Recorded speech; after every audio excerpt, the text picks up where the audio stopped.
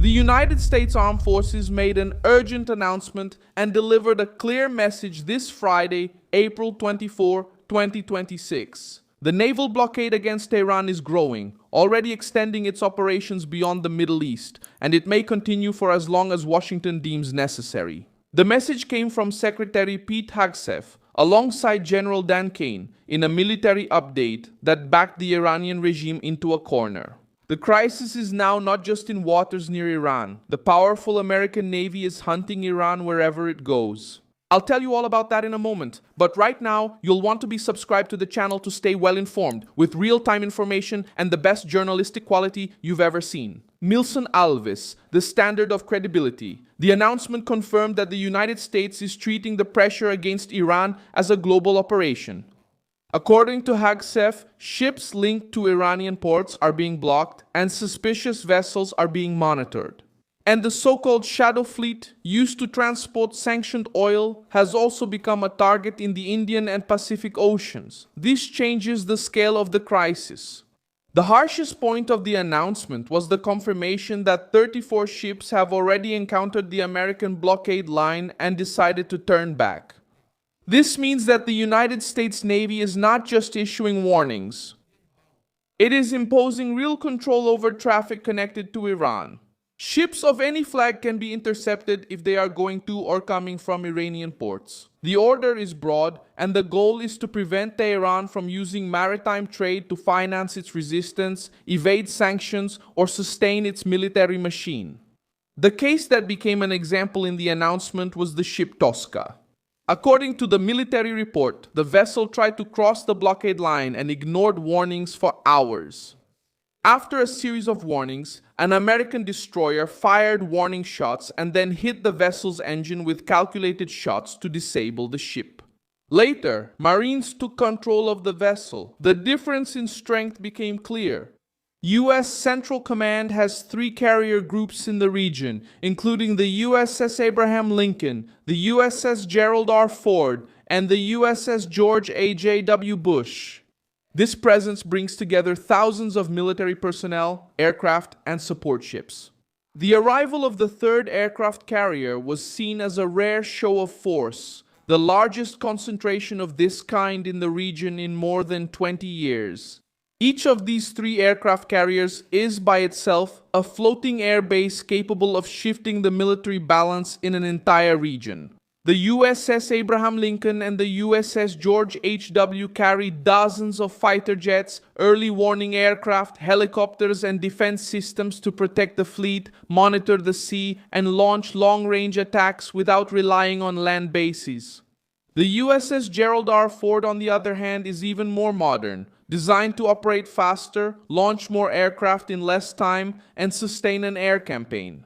Intensa por vários dias. Against Iran, these ships were not designed just to show the flag. They serve to control sea routes, protect oil tankers, escort vessels, monitor fast boats of the Islamic Revolutionary Guard, and support interceptions against Iran's shadow fleet. And if Trump authorizes it, pave the way for attacks against military targets, ports, and radars. In simple terms, when 3 aircraft carriers of this size move toward the Middle East, Washington is saying that it can put pressure on Tehran at sea, in the air, and on the economy at the same time without needing to ask permission from the Iranian regime. For Tehran, this means that the escalation is no longer a distant threat. It has become visible pressure at sea. The military pressure also affects Iran's internal politics. In the reports now circulating, there are reports of paranoia within sectors linked to the Revolutionary Guard, with internal accusations of betrayal, fear of infiltration, and suspicions about the use of foreign militants within Iran itself. This part still requires caution because it appears more as analysis and behind-the-scenes reports than as official confirmation. Even so, it matches the moment. Regimes pressured from the outside often crack from within. The announcement also reached Europe and Asia. Hegseth demanded that allies stop relying solely on American protection. According to him, many nations need the Strait of Hormuz more than the United States itself. The criticism was clear. Those who depend on the route should help protect it. Washington is tired of bearing alone the cost of keeping open a passage that supports other economies' energy supplies, trade, and fuel flows. This demand is part of Trump's vision. The United States continues to lead but wants its allies to prove real usefulness. Fewer conferences, more action, less talk, more ships at sea. The tone was especially harsh because the crisis in Hormuz exposed an uncomfortable truth. Many nations depend on American security, but hesitate when it comes time to pay the political and military price for that security. At the same time, Italy is mentioned in circulating reports as a possible partner in the naval effort. The information points to the deployment of Italian ships to help with the operation to reopen and secure the Strait of Hormuz. Even so, the American statement shows impatience with allies who are slow to respond. For Washington, the Iranian threat cannot be dealt with only through official statements. It needs to be contained at sea. General Dan Caney also highlighted the role of American intelligence. The message was that the United States knows Iran, its leaders, its patterns, its roots, its military capability, and its economic systems. This part of the announcement was not included by chance. It serves to tell the regime that Washington sees more than is publicly visible. In a crisis like this, information is as valuable as the ship. Whoever knows where the adversary is moving can decide when to stop, when to intercept, and when to attack. This increases the weight of the threat. You're not just facing aircraft carriers. You're facing satellites, analysts, maritime surveillance, financial data, route maps, and intelligence accumulated over years. Modern warfare doesn't depend only on gunfire. It depends on knowing who is transporting what, to where, under which flag, with what insurance, and what political ties are involved. And in this field, the United States wants to show that they're several steps ahead.